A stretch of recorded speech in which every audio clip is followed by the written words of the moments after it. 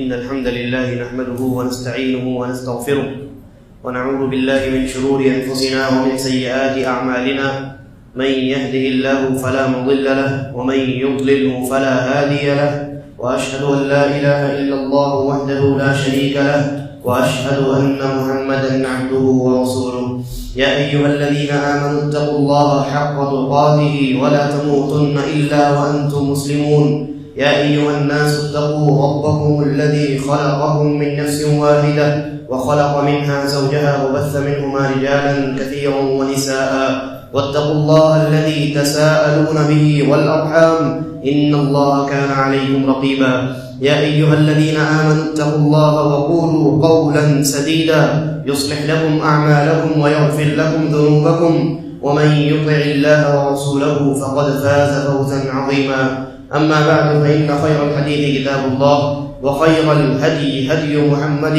صلى الله عليه وسلم وشر الأمور محدثاتها وكل محدثة بدعة وكل بدعة ضلالة وكل ضلالة في النار قال الله عز وجل قل لله الشفاعة جميعا. ہر قسم کی حمد و ثنا تعریف و توصیف اللہ رب العزت کے لیے لائق و زیبا ہے. درود و سلام نازل ہو جملہ انبیاء کرام پر، بالخصوص نبی آخر الزمان جناب محمد رسول اللہ صلی اللہ علیہ وسلم پر. اسلامی بھائیوں اور خواتین اسلام، اللہ تبارک و تعالی نے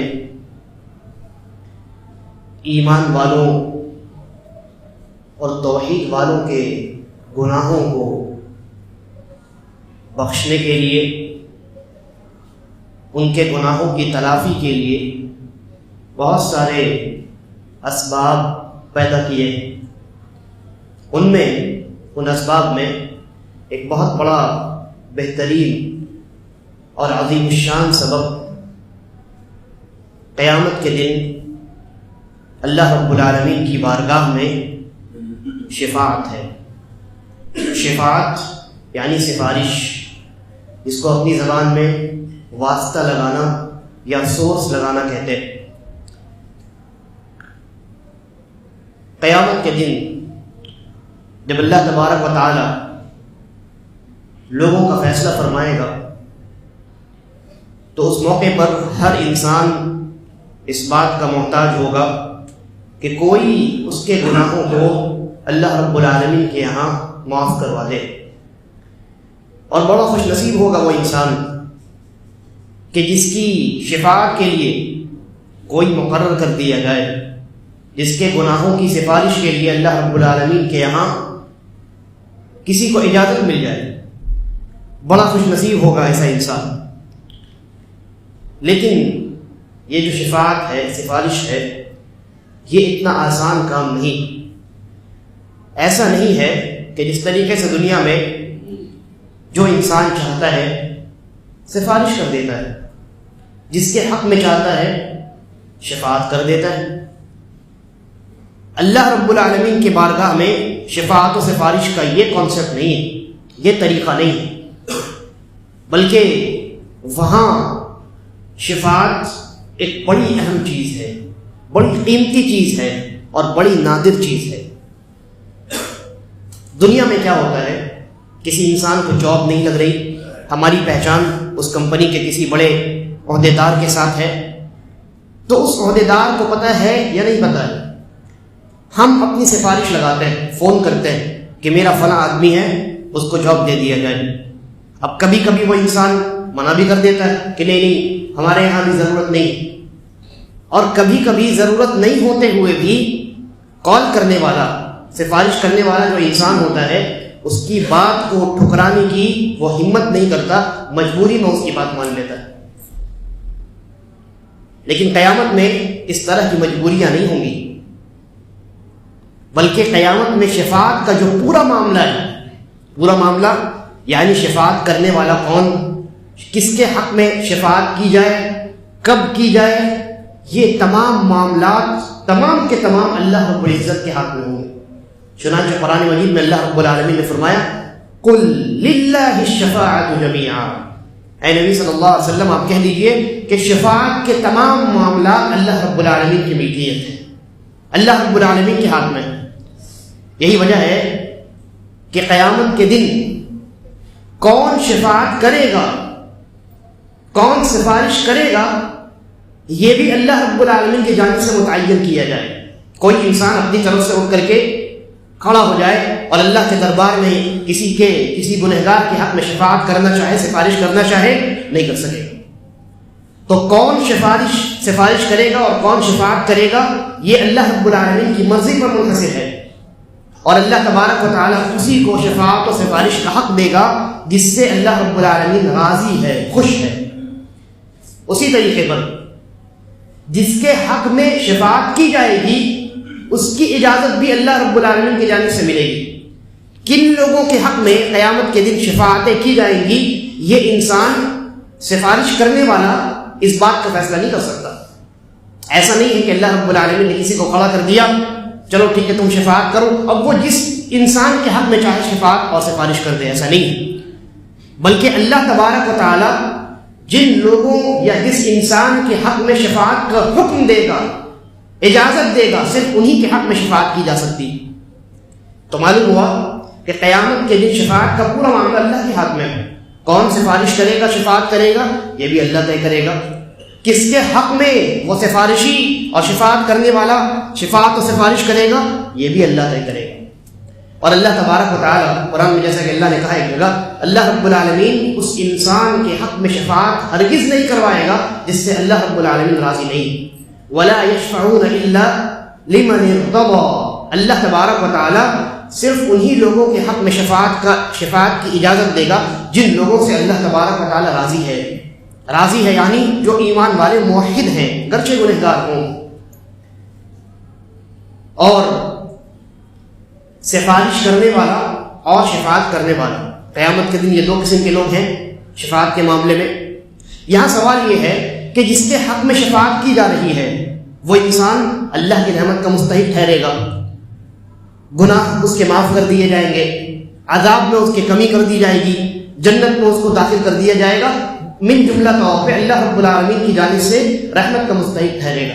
لیکن سفارش کرنے والا اس کو کیا فائدہ حاصل ہوگا؟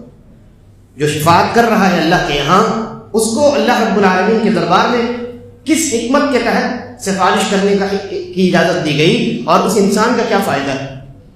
تو علماء لکھتے ہیں کہ سفارش کرنے والا جو انسان ہے، اللہ تبارک و تعالی اسے شفاعت کی اجازت دے کر اس کی عزت و توقیر کرے گا، اس کی عزت میں اللہ تبارک و تعالی اضافہ کرے گا، اس لیے کہ اللہ کے یہاں ہر کسی کو شفاعت کی اجازت نہیں، تو جس کو ملی ہے یقینی طور پہ وہ انسان اللہ کا بڑا محبوب بندہ ہے، بڑا قریبی بندہ ہے۔ یہ شافع اور مشفع کے تعلق سے بات ہوئی کہ کون شفاعت کرے گا اور کس کے حق میں شفاعت کی جائے گی۔ اب قیامت کے دن شفاعتیں جو ہے نا کئی قسموں کی ہوں گی۔ بنیادی طور پہ شفاعت کی دو قسمیں، ایک وہ شفاعت ہے جو ہمارے اور آپ کے نبی جناب محمد رسول اللہ صلی اللہ علیہ وسلم کے ساتھ خاص ہے، اور ایک وہ شفاعت ہے جس میں نبی اکرم صلی اللہ علیہ وسلم بھی ہیں اور بعض مومنین بھی ہیں، دوسرے مسلمان بھی ہیں، شفاعت کرنے والے، یہاں تک کہ فرشتے بھی شفاعت کریں گے، یہاں تک کہ بعض ایسی عبادتیں ہیں جو قیامت کے دن انسانوں کے حق میں شفاعت کریں گی۔ جہاں تک نبی اکرم صلی اللہ علیہ وسلم کی شفاعت کا تعلق ہے، یعنی وہ شفاعتیں جو آپ کے ساتھ خاص ہیں، جو آپ کے ساتھ خاص ہیں، ان کی تقریباً 3 سے 4 قسمیں ہیں۔ ان میں سب سے پہلی شفاعت جو ہے اسے الشفاعۃ العظمیٰ کہا جاتا ہے، یعنی سب سے بڑی شفاعت۔ یہ شفاعت نبی اکرم صلی اللہ علیہ وسلم کے ساتھ خاص۔ اور یہ کون سی شفاعت ہے؟ آپ نے وہ بڑی مشہور روایت سنی ہے کہ قیامت کے دن انسان، تمام لوگ حضرت آدم علیہ السلام کے پاس جائیں گے۔ جب میدان محشر کی سختی برداشت نہیں ہوگی تو سارے لوگ حضرت آدم علیہ السلام کے پاس جائیں گے، کہیں گے آپ ہمارے باپ ہیں، آپ ذرا اللہ کے دربار میں شفاعت کر دیجئے۔ کس بات کی شفاعت؟ کس بات کی شفاعت؟ گناہوں کی معافی کی؟ نہیں، بلکہ یہ وہ شفاعت ہے جس کا مقصد یہ ہے کہ اللہ تبارک و تعالی میدان محشر میں جتنی انسانیت جمع ہے ان تمام کے حساب و کتاب کو شروع کرے. سمجھ میں آ رہی بات؟ حساب و کتاب کو شروع کرنے والی یہ شفاعت ہے. اسی لیے اس شفاعت کو الشفاعۃ العظمیٰ کہا جاتا ہے، سب سے بڑی شفاعت، اس لیے کہ اس کے اندر تمام انسانیت شامل، چاہے وہ کافر ہو یا مسلمان. حساب کتاب شروع کروانے کے لیے اللہ رب العالمین کے دربار میں شفاعت کی جائے. تو لوگ پہنچیں گے آدم علیہ السلام کے پاس، حضرت آدم علیہ السلام انکار کر دیں. دوسرے، تیسرے، چوتھے، پانچویں، کئی انبیاء بڑے بڑے اولو العزم کے پاس جائیں گے، وہ تمام انکار کر دیں گے. بالآخر یہ تمام لوگ جناب محمد رسول اللہ صلی اللہ علیہ وسلم کے پاس پہنچیں گے. اللہ کے نبی صلی اللہ علیہ وسلم انکار نہیں کریں گے، بلکہ آپ کہیں گے انا لہا کہ یہ میرا حق ہے، تم صحیح آدمی کے پاس آئے، صحیح شخصیت کے پاس آئے. اس کے بعد نبی اکرم صلی اللہ علیہ وسلم سجدے میں گر پڑیں گے، اور سجدے میں گرنے کے بعد اللہ رب العالمین خود نبی اکرم صلی اللہ علیہ وسلم کو ایسے کلمات وحی کرے گا، ان کے دل میں ڈالے گا جن کلمات کو، حمد اور تعریف کے کلمات کو اس سے پہلے کسی نے نہیں جانا. تو نبی اکرم صلی اللہ علیہ وسلم ان کلمات کے ذریعے سے اللہ رب العالمین کی حمد و ثنا، انوکھی انداز کی حمد و ثنا بیان کریں گے کہ اس سے قبل کبھی کائنات کی تاریخ میں ویسی حمد و ثنا بیان نہیں کی گئی. نبی اکرم صلی اللہ علیہ وسلم سجدے میں گر پڑیں گے اور ان کلمات کے ذریعے سے اللہ رب العالمین کی حمد و ثنا بیان کریں گے. ایک لمبی مدت تک سجدے میں رہیں گے، حمد و ثنا بیان کرتے رہیں گے، بیان کرتے رہیں گے. اس کے بعد اللہ رب العالمین کی جانب سے آواز دی جائے گی، یا محمد، اے محمد صلی اللہ علیہ وسلم، ارفع رأسک، اپنے سر کو اٹھائیے، واشفع تشفع، شفاعت کیجیے، آپ کی شفاعت قبول کی جائے گی، وسل تعطى، مانگیے آپ کو عطا کیا جائے. اس کے بعد نبی اکرم صلی اللہ علیہ وسلم اللہ رب العالمین کے سامنے، آپ اللہ رب العالمین کے دربار میں تمام انسانیت کے حق میں شفاعت کریں گے کہ اے اللہ، حساب و کتاب کے لیے تشریف لا، حساب و کتاب شروع کر. اس کے بعد حساب و کتاب شروع ہوگا. اور یہ شفاعت نبی اکرم صلی اللہ علیہ وسلم مقام محمود پر فائز ہونے کے بعد کریں گے. ایک ایسا مرتبہ ہے، ایک ایسی یعنی منزلت ہے قیامت کے دن کہ جس کے حقدار صرف ایک ہی شخص ہے، اور وہ نبی اکرم صلی اللہ علیہ وسلم ہے. اس کا نام مقام محمود ہے. یعنی ایسی مرتبت اور ایسی منزلت، ایسا مقام و مرتبہ جس کی تعریف تمام انسانیت اور تمام فرشتے کرتے ہیں. اس مقام پر اللہ تبارک و تعالی محمد رسول اللہ صلی اللہ علیہ وسلم کو فائز کرے گا. اس کے بعد نبی اکرم صلی اللہ علیہ وسلم یہ شفاعت عظمیٰ انجام دیں گے اور تمام انسانیت کے حق میں حساب و کتاب شروع کروانے کے لیے اللہ رب العالمین کے دربار میں شفاعت کریں گے. تو نبی اکرم صلی اللہ علیہ وسلم کے ساتھ جو شفاعت خاص ہے، ان میں سے سب سے پہلی شفاعت یہ ہے. دوسری شفاعت جو آپ کے ساتھ خاص ہے، یہ وہ شفاعت ہے کہ جب اہل جنتی قرار دے دیے جائیں گے، حساب و کتاب مکمل ہوا، فیصلہ ہو گیا کہ یہ تمام لوگ اب جنت میں جائیں گے. جنت کے دروازے پر بھیڑ لگی ہوگی، لیکن دروازہ نہیں کھلے گا، کوئی جنت کے اندر داخل نہیں ہو سکے گا. نبی اکرم جناب محمد رسول اللہ صلی اللہ علیہ وسلم تشریف لائیں گے. وہاں بھی اسی طرح کا معاملہ ہے کہ لوگ حضرت آدم علیہ السلام سے درخواست کریں گے، لیکن سب انکار کر دیں گے. پھر نبی اکرم صلی اللہ علیہ وسلم تشریف لائیں گے اور جنت کا دروازہ کھٹکھٹائیں گے. اندر سے پیچھے سے آواز آئے گی، رضوان جو جنت کے داروغہ ہیں وہ پوچھیں گے، من انت، کون ہے دروازہ کھٹکھٹانے والا؟ نبی اکرم صلی اللہ علیہ وسلم جواب دیں گے، محمد، میں محمد ہوں صلی اللہ علیہ وسلم. تو جنت کے وہ جو داروغہ ہیں، وہ رضوان جو فرشتہ ہے، وہ کہے گا، ہاں آپ ہی کے لیے مجھے دروازہ کھولنے کا حکم دیا گیا تھا، آپ کے علاوہ کسی اور کے لیے دروازہ کھولنے کی اجازت نہیں تھی. اس کے بعد نبی اکرم صلی اللہ علیہ وسلم دروازہ جب کھول دیا جائے گا تو بہت سارے مسلمانوں کو اپنے ہاتھ سے جنت کے اندر داخل کریں گے. اس کے بعد تمام لوگ جنت کے اندر داخل ہوں گے. تو یہ دوسری شفاعت ہے جس کا تعلق خاص طور پہ نبی اکرم صلی اللہ علیہ وسلم سے. اس شفاعت میں دنیا کا کوئی انسان، کوئی نبی، کوئی ولی آپ کا شریک نہیں، آپ کے ساتھ شامل نہیں. تیسری شفاعت جو نبی اکرم صلی اللہ علیہ وسلم کے ساتھ خاص ہے، وہ آپ کے چچا حضرت ابو طالب کے حق میں ہے. جیسا کہ صحیح روایات کے اندر آتا ہے، نبی اکرم صلی اللہ علیہ وسلم نے فرمایا کہ میری شفاعت جو ہے ان کے عذاب میں کمی کر دے گی، ورنہ وہ جہنم کے ایک دم نچلے گڑھے میں ہوتے، لیکن میں شفاعت کروں گا قیامت کے دن تو انہیں جہنم کا سب سے ہلکا عذاب دیا جائے گا. اور وہ ہلکا عذاب یہ ہوگا کہ پاؤں میں آگ کی جوتیاں پہنائی جائیں گی، جن کی وجہ سے ان کا دماغ کھولنے لگے. یہ تیسری شفاعت ہے. اور چوتھی شفاعت جو نبی اکرم صلی اللہ علیہ وسلم کے ساتھ خاص ہے وہ بہت ساری ہے. ان میں سے ایک یہ ہے کہ جو انسان مدینے میں انتقال کرے گا، اہل مدینہ کے لیے اللہ کے نبی صلی اللہ علیہ وسلم کے لیے شفاعت ہے. جیسا کہ انشاءاللہ جب ہم شفاعت کے اسباب پر بات کریں گے تو وہاں وہ حدیث آپ کے سامنے بیان کروں گا. اسی طریقے پر اور بھی کئی قسم کی شفاعتیں ہیں. اذان کے بعد کی دعا کا اہتمام کرنے والے کے حق میں شفاعت اور اس طرح کی 2-3 چیزیں. تو یہ کچھ 3-4 شفاعتیں ہیں جن کا تعلق خصوصی طور پہ نبی مکرم جناب محمد رسول اللہ صلی اللہ علیہ وسلم کے ساتھ خاص ہے. اس کے بعد دوسری جو شفاعت کی قسم ہے اس میں نبی اکرم صلی اللہ علیہ وسلم بھی شفاعت کریں گے، مومنین بھی شفاعت کریں گے اور فرشتے بھی شفاعت کریں گے. اس قسم میں سب سے پہلی شفاعت کی جو قسم ہے وہ یہ ہے کہ کچھ لوگ ہوں گے قیامت کے دن، کچھ مسلمان ہوں گے، ان کے حق میں یہ فیصلہ دے دیا جا چکا ہوگا کہ یہ جہنم میں جائیں گے اور جہنم میں ان کو ڈال دیا جائے گا. جہنم کے اندر ان مسلمانوں کو ڈال دیا جائے گا ان کے گناہوں کی وجہ سے. لیکن جب جہنم میں وہ داخل کر دیے جائیں گے تب نبی اکرم صلی اللہ علیہ وسلم اللہ رب العالمین کے دربار میں ان کے حق میں شفاعت کریں گے اور بعض مومن بھی شفاعت کریں گے. لہذا نبی اکرم صلی اللہ علیہ وسلم اور مومنوں کی شفاعت کی وجہ سے ان لوگوں کو جہنم سے نکال کر کے واپس جنت کے اندر داخل کیا جائے. اسی طریقے پر دوسری قسم ہے کچھ ایسے موحد لوگ ہوں گے قیامت کے دن، توحید والے بعض حضرات ہوں گے کہ جن کے حق میں یہ فیصلہ دے دیا جا چکا ہوگا کہ یہ لوگ اب جہنم کے اندر داخل کیے جائیں، لیکن جہنم میں ابھی داخل کیے نہیں گئے ہیں. پہلی قسم میں جہنم کے اندر داخل کر دیے گئے. اور اللہ کے نبی صلی اللہ علیہ وسلم بیان فرماتے ہیں کہ ایک صحیح حدیث ہے، آپ نے فرمایا کہ قیامت کے دن جہنم میں جب مسلمانوں کو داخل کر دیا جائے گا تو ایک آدمی میرے علاوہ وہ اللہ کے دربار میں شفاعت کرے گا اور اس کی شفاعت کی وجہ سے اللہ تبارک و تعالیٰ بڑے بڑے قبیلوں کی شکل میں مسلمانوں کو جہنم سے نکالے گا. تو معلوم ہوا کہ نبی اکرم صلی اللہ علیہ وسلم بھی شفاعت کریں گے اور مومنین بھی شفاعت کریں گے. لہذا چند موحدین قیامت کے دن ہوں گے، توحید والے بندے جو گنہگار دنیا میں اللہ کی نافرمانیاں ان سے ہوئی ہیں، گناہ کا ارتکاب ہوا ہے لیکن ہیں موحد توحید والے.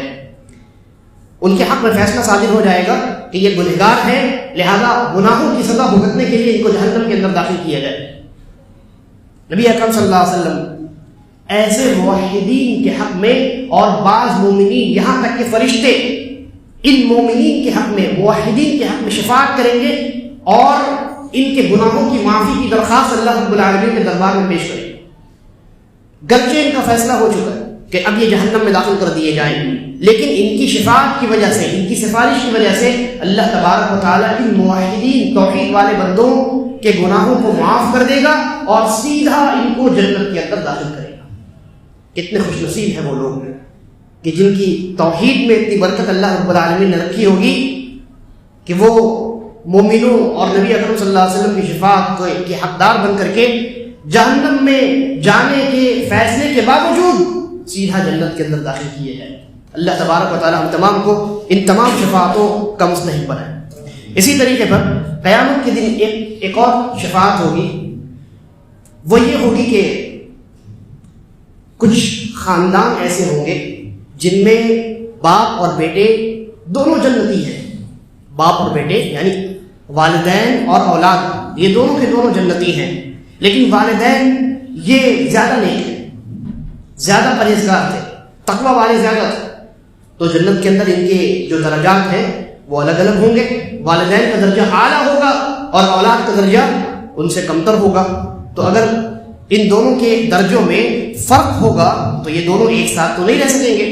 اللہ تبارک و تعالیٰ ان دونوں پر اپنی رحمت نازل کرے گا اور ان کے والدین کی وجہ سے اللہ رب العالمین ان اولادوں کے درجات کو بلند کر کے والدین کے درجات کے برابر کر دے گا. چنانچہ یہ تمام لوگ جنت میں ایک ساتھ رہیں. یہ شفاعت کی کچھ قسمیں ہیں جن میں ایک قسم نبی اکرم صلی اللہ علیہ وسلم کے ساتھ خاص ہے اور دوسری قسم وہ ہے جس میں نبی اکرم صلی اللہ علیہ وسلم بھی ہے، آپ بھی شفاعت کریں گے، مومن حضرات بھی شفاعت کریں گے، فرشتے بھی شفاعت کریں گے.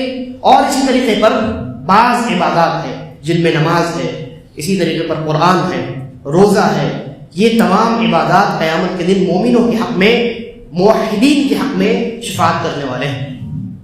اس کے بعد مختصر انداز میں ان تمام شفاعتوں کے مستحق بننے کے لیے ایک مومن کو کیا کرنے کی ضرورت ہے، کن اسباب کو اختیار کرنے کی ضرورت ہے، اس پر نظر ڈالتے ہیں۔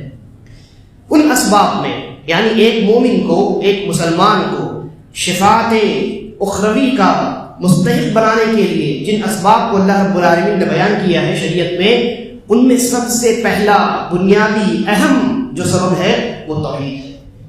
اس لیے کہ جو اہل توحید نہیں ہیں ان کے حق میں شفاعت نہیں کی جائے سوائے ابو طالب کے، اور ابو طالب کے حق میں بھی شفاعت جو ہوگی وہ جہنم سے نکالنے کی شفاعت نہیں ہوگی بلکہ عذاب کو کم کرنے کی شفاعت ہوگی بس۔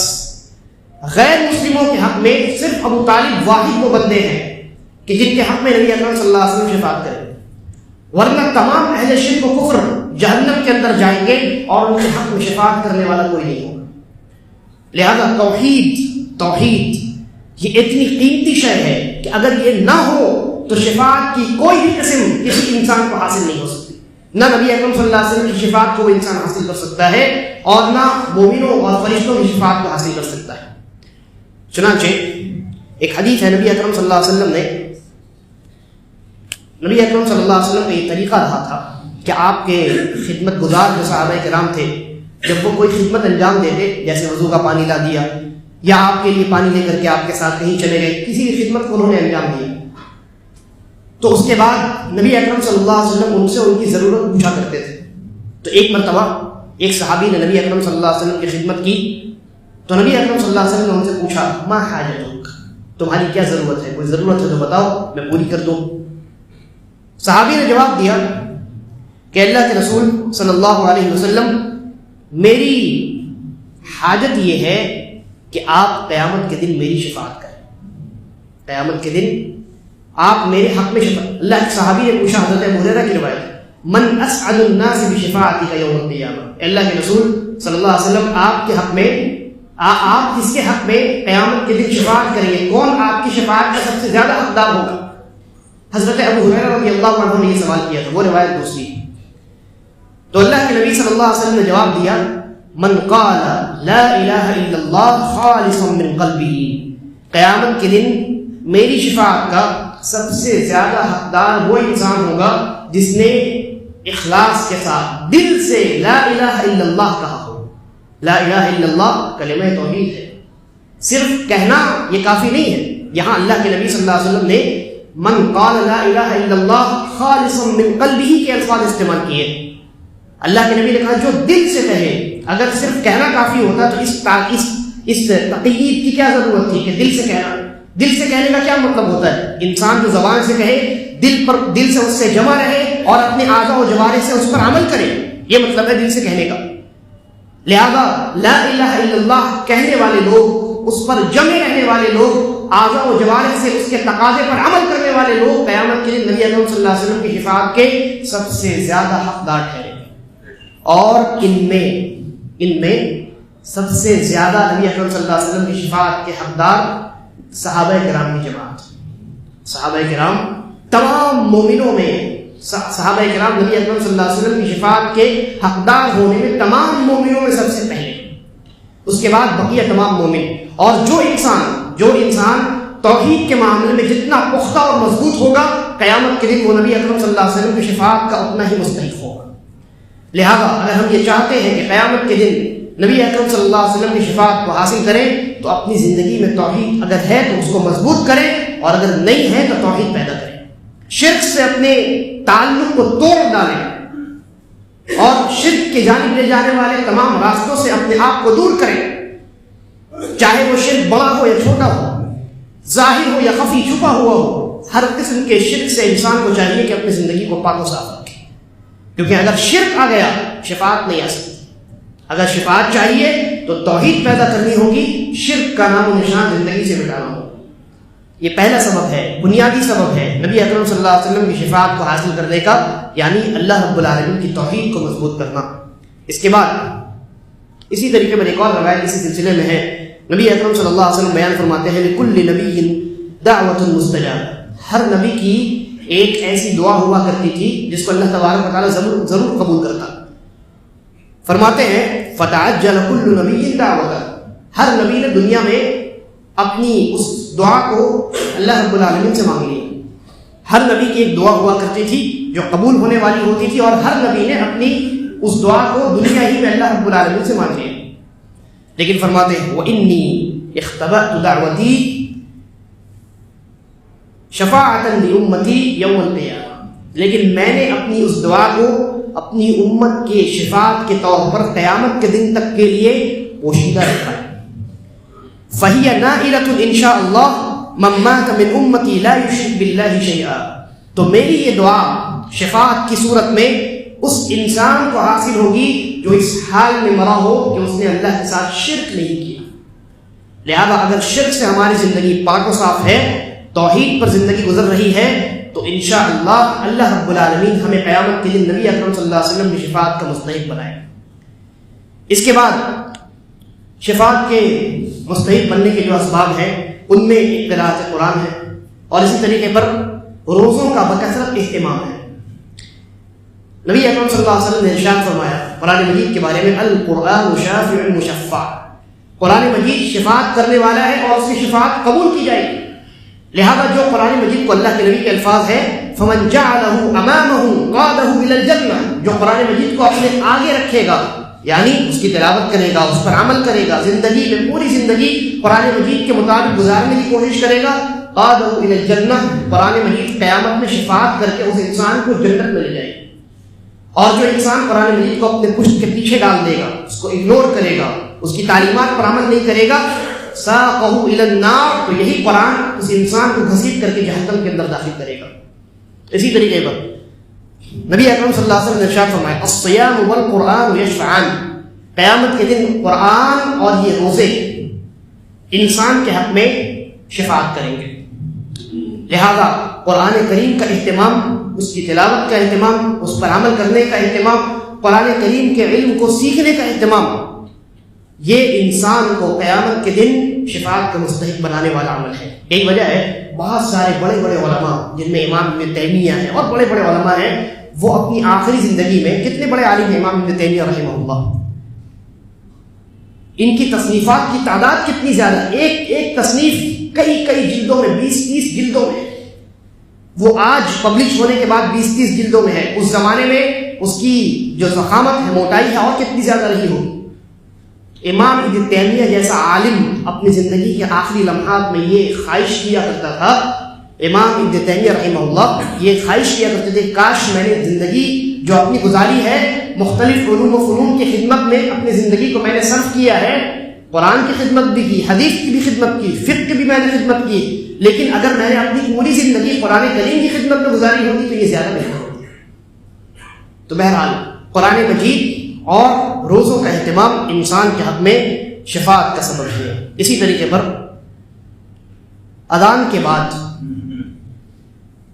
نبی اکرم صلی اللہ علیہ وسلم کے حق میں جو دعا ہے اللہم رب هذه الدعوة التامة والصلاة القائمة آت محمدا الوسیلة والفضیلہ وابعثه مقاما محمودا الذی وعدته، کہ آپ اس دعا میں اللہ رب العالمین سے نبی اکرم صلی اللہ علیہ وسلم کے لیے مقام وسیلہ اور مقام محمود ان کا اللہ رب العالمین سے سوال کرتے ہیں. نبی اکرم صلی اللہ علیہ وسلم بیان فرماتے ہیں من قال حين يسمع النداء، کہ جو اذان سننے کے بعد اس دعا کا اہتمام کرے گا حلت له شفاعتی یوم القیامہ، قیامت کے دن اس انسان کے حق میں میری شفاعت واجب ہو جائے.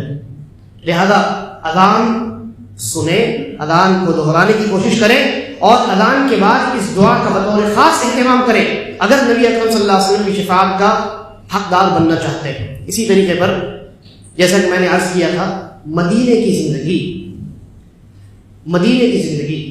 مدینے میں رہنے والے لوگ اور مدینے میں جو مشکلات ان لوگوں کو درپیش ہوں، چاہے وہ کسی بھی قسم کے ہوں، وہاں کی گرمی کا معاملہ ہو یا وہاں کی مہنگائی کا معاملہ ہو، ان تمام معاملات پر، ان تمام مشکلات پر جو لوگ صبر کر کے مدینے میں باقی رہیں، قیامت کے دن اللہ کے نبی صلی اللہ علیہ وسلم ان لوگوں کے حق میں شفاعت کریں گے. حدیث ہے نبی اکرم صلی اللہ علیہ وسلم بیان فرماتے ہیں من استطاع ان يموت بالمدینہ، کہ جو کوئی اس بات کی استطاعت رکھتا ہو کہ وہ مدینے میں مرے، مدینے میں اس کو موت آئے، فَلْيَمُتْ بِهَا، تو اسے چاہیے کہ اس بات کی ضرور کوشش کرے، فَإِنِّي أَشْفَعُ لِمَنْ يَمُوتُ بِهَا، اس لیے کہ جو مدینے میں مرے گا میں اس انسان کے حق میں شفاعت کروں۔ یہی وجہ ہے آج آپ دیکھیں مدینے میں بہت بڑے بڑے علماء آج اخیر عمر میں اپنی مدینے میں پہنچ چکے ہیں۔ انہوں نے جوانی کہیں اور گزاری، مکے میں گزاری، جدہ میں، ریاض میں گزاری، لیکن جب ان کی زندگی کے آخری لمحات شروع ہوئے مدینہ منتقل ہو گئے تاکہ مدینے میں ان کی وفات ہو تو قیامت کے دن مدینے میں وفات ہونے والوں کے متعلق نبی اکرم صلی اللہ علیہ وسلم نے شفاعت کا وعدہ کیا ہے، اس شفاعت کے وہ مستحق بن سکے۔ اور اس دعا میں بھی کوئی حرج نہیں ہے، کوئی انسان اگر اس طرح کی دعا کرے کہ اے اللہ جب بھی مجھے موت آئے تو موت مدینے میں آئے، یہ دعا جائز ہے، اس لیے کہ یہاں آپ موت نہیں مانگ رہے ہیں۔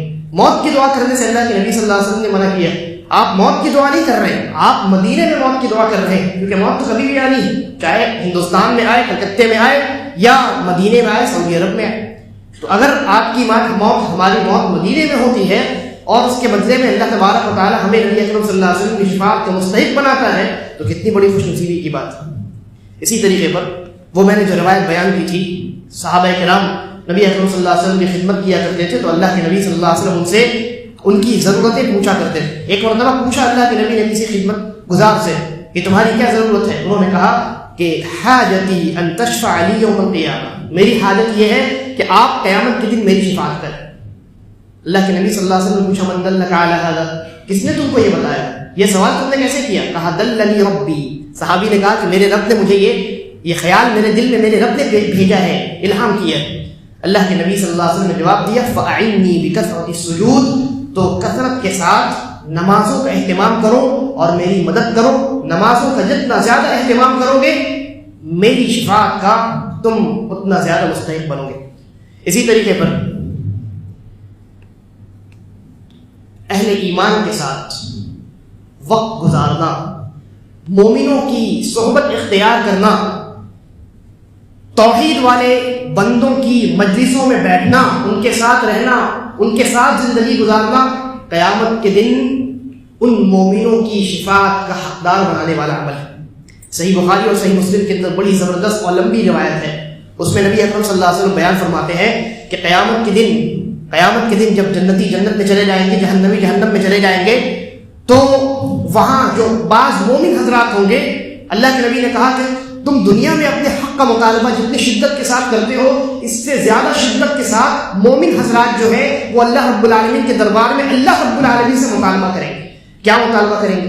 اللہ کے نبی صلی اللہ علیہ وسلم نے فرمایا کہ بعض مومنین اللہ رب العالمین کے دربار میں کہیں گے ربنا اخواننا كانوا يصلون معنا ويصومون معنا ويعملون معنا، اے اللہ ہمارے بعض بھائی تھے، بعض ہمارے اخوان تھے جو ہمارے ساتھ نمازیں پڑھتے تھے، جو ہمارے ساتھ روزہ رکھتے تھے، جو ہمارے ساتھ عمل کیا کرتے تھے، نیک اعمال انجام دیا کرتے تھے، آج ہم انہیں جنت میں نہیں دیکھ رہے، کہاں گئے وہ لوگ؟ انہیں جنت میں لایا جائے، جس طریقے سے دنیا میں نیک اعمال میں وہ ہمارے ساتھ تھے جنت میں بھی وہ ہمارے ساتھ رہے۔ مومنوں کی شفاعت ہے۔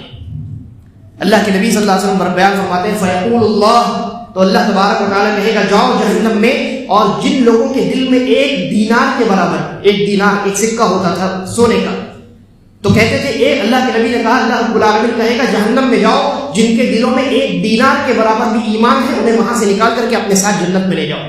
یہ تمام مومنین جائیں گے، ایسے مسلمانوں کو نکال کر کے اپنے ساتھ جنت میں لے جائیں گے۔ پھر اللہ تبارک و تعالیٰ کہے گا دوبارہ جہنم میں جاؤ، اور جہنم میں جا کر کے جن کے دیکھو دل میں آدھا دینار بھی ایمان ہے ان کو نکال کر کے اپنے ساتھ جنت میں لے جاؤ۔ صاحب یہ مومنین جو ہیں ایسے لوگوں کو بھی جہنم سے نکال کر کے جنت میں لے جائیں گے۔ پھر اللہ تبارک و تعالیٰ کہے گا، صحابی کہتے ہیں اللہ رب العالمین کہے گا کہ جن کے دل میں جہنم میں جا کر کے دیکھو ذرہ برابر بھی ایمان ہے۔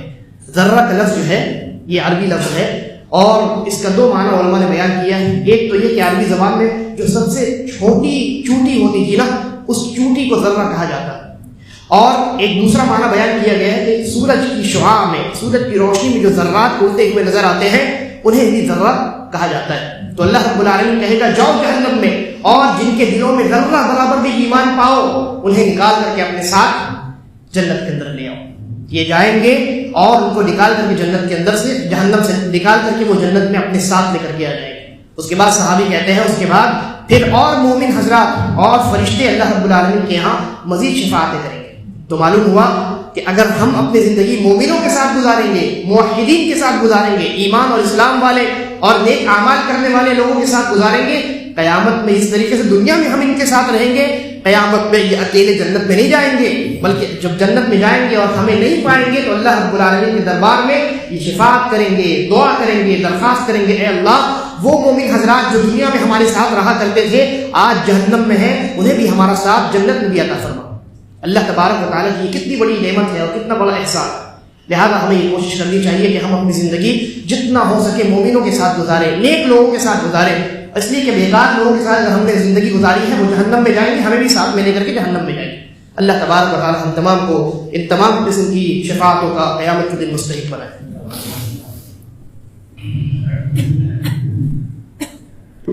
إن الحمد لله نحمده ونستعينه ونستغفره ونعوذ بالله من شرور أنفسنا ومن سيئات أعمالنا من يهده الله فلا مضل له ومن يضلله فلا هادي له وأشهد أن لا إله إلا الله وحده لا شريك له وأشهد أن محمدا عبده ورسوله. اسی طریقے پر جو بچے وفات پا جاتے ہیں بالغ ہونے سے پہلے، اگر ان کے ماں باپ نے دنیا میں ان کی وفات پر صبر کیا اور اللہ سے اجر کی امید رکھی تو قیامت کے دن یہ جو بچے ہیں یہ اکیلے جنت میں نہیں جائیں بلکہ یہ اپنے والدین کو لے کر کے اپنے ساتھ ساتھ جنت کے اندر جائیں. ایک حدیث ہے نبی اکرم صلی اللہ علیہ وسلم بیان فرماتے ہیں کہ جب یہ بچے جو بالغ ابھی نہیں ہوئے تھے، بچپنے میں وفات پا گئے، تو جب ان سے کہا جائے گا ادخلوا الجنہ، جنت میں داخل ہو جاؤ، فیقولون، تو وہ کہیں گے حتی یدخل آباؤنا، ہم تب تک جنت میں داخل نہیں ہوں گے جب تک ہمارے والدین ہمارے ساتھ جنت میں داخل نہ ہو جائے. فیقال، تو یہ کہا جائے گا اللہ رب العالمین کی جانب سے ادخلوا الجنۃ انتم وآباؤکم، تم اور تمہارے والدین جاؤ سب کے سب جنت میں داخل ہو جائے. لہذا اگر کسی کے یہاں کسی کی بچے کی وفات ہو جائے، چھوٹا بچہ ہے، ابھی بالغ نہیں ہوا، پیدا ہوا مر گیا، روح پھونکے جانے کے بعد وفات ہو گئی، یا پیدا ہونے کے بعد کچھ زندگی گزارنے کے بعد وفات پا گیا، یا بالغ ہونے سے پہلے وفات پا گیا، ابھی بالغ نہیں ہوا ہے، تو اس کی وفات پر اگر ماں باپ صبر کریں اور اللہ سے اجر کی امید رکھیں، اللہ تبارک و تعالیٰ بدلے میں ان کو قیامت کے دن ان کے بچوں کی شفاعت عطا کرے گا اور وہ اپنے بچوں کے ساتھ جنت میں داخل ہوں گے. اللہ تبارک و تعالیٰ ہم تمام کو نیک سمجھ کی توفیق عطا فرمائے اور ہم تمام کا خاتمہ ایمان اور اسلام پر کرے. عباد اللہ رحمکم اللہ، ان اللہ یأمرکم بالعدل والإحسان وإیتاء ذی القربى وینہی عن الفحشاء والمنکر والبغی یعظکم لعلکم تذکرون. اذکروا اللہ یذکرکم وادعوہ یستجب لکم ولذکر اللہ اکبر واللہ یعلم ما تصنعون.